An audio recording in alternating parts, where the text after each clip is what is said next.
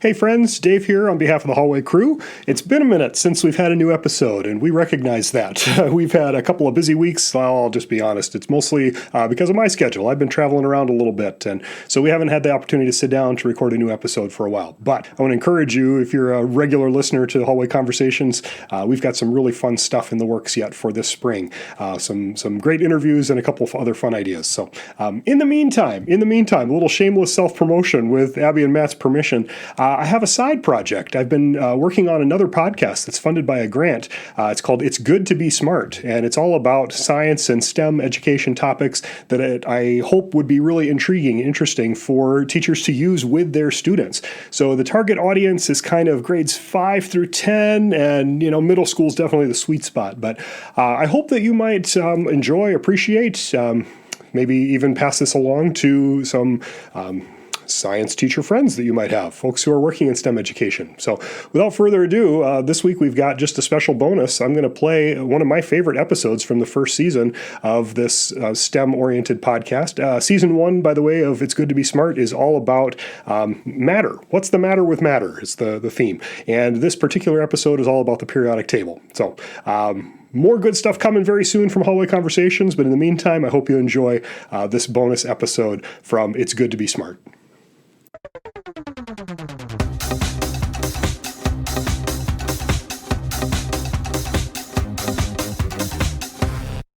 Welcome to It's Good to Be Smart. I'm your host, Dr. Dave Mulder. I love to learn new things, and I hope you do too, because it's good to be smart.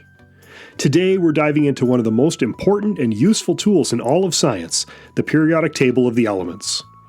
If you've ever seen that big grid with tiny letters and numbers hanging up in your science classroom, you might have wondered, what's the deal with that thing?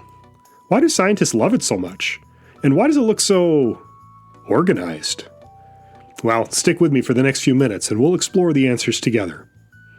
First things first, what exactly is the periodic table? In short, the periodic table is a chart that organizes all known elements, the basic building blocks of everything in the universe. Remember that each element is made up of tiny particles called atoms, and every atom has 3 main parts: protons, neutrons, and electrons. The periodic table helps us understand how these atoms behave, how they combine, and how they shape the world around us. But how does it do all of that? Let's find out.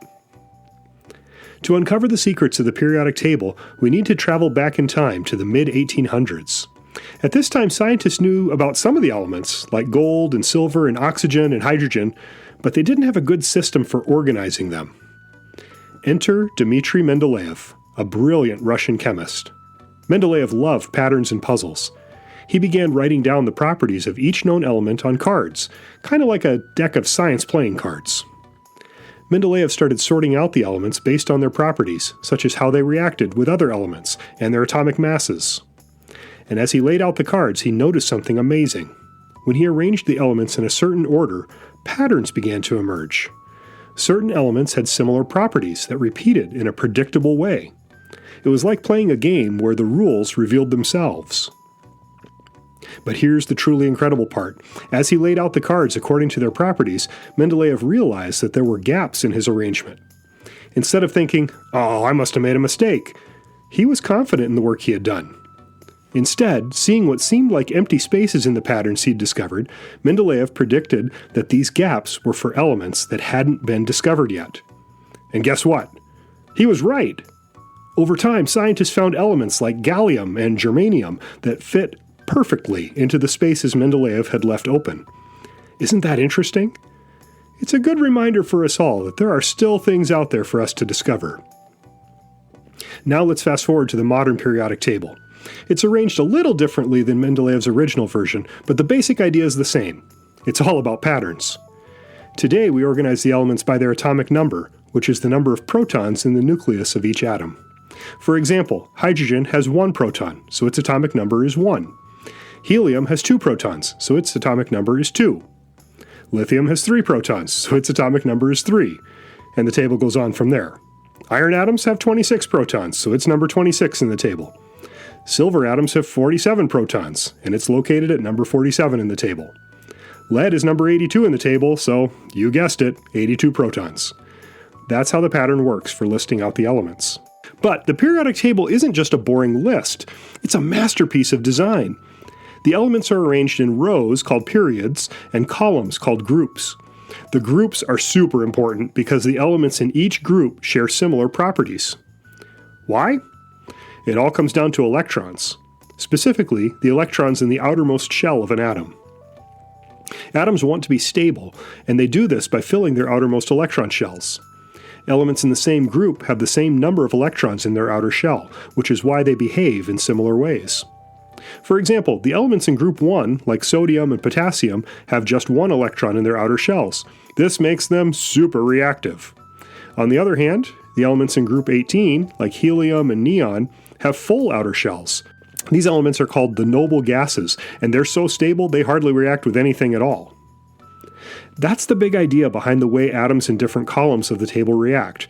The number of electrons in the outermost shell of the atom determines that element's reactivity, and why it's located in a particular group. Take oxygen in group 16.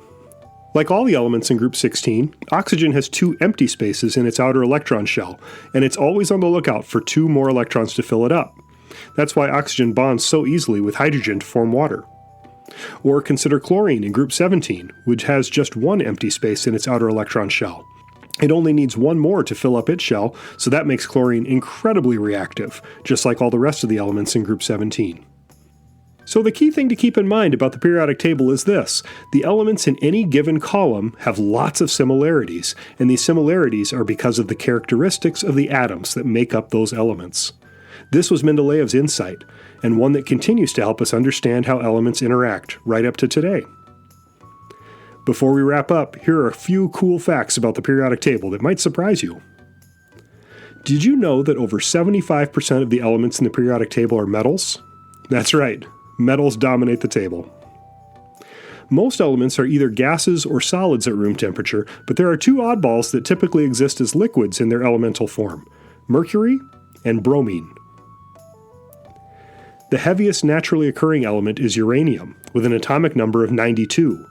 But scientists have created even heavier elements in laboratories, like oganesson, with an atomic number of 118. And here's a fun one. Many element names honor the scientists or places involved in their discovery, especially the human-created elements toward the bottom of the periodic table. This has led to some fierce debates.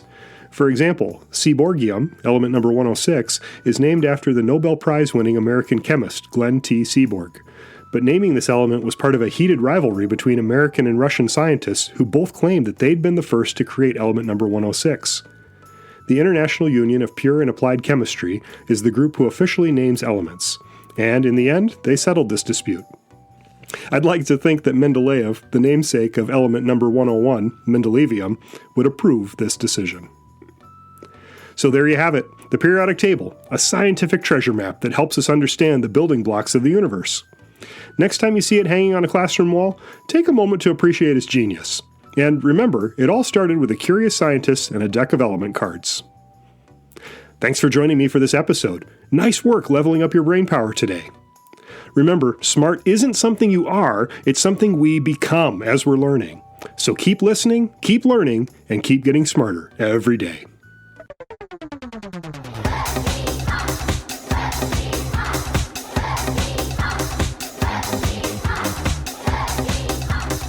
It's Good to Be Smart is created and produced by me, Dr. Dave Mulder, with the support of the National Science Foundation through a Robert Noyce educational grant. Subscribe to this feed so you'll never miss an episode, and check out our home on the web, goodtobesmart.com. And until next time, keep asking questions, stay curious, and keep learning, because it's good to be smart.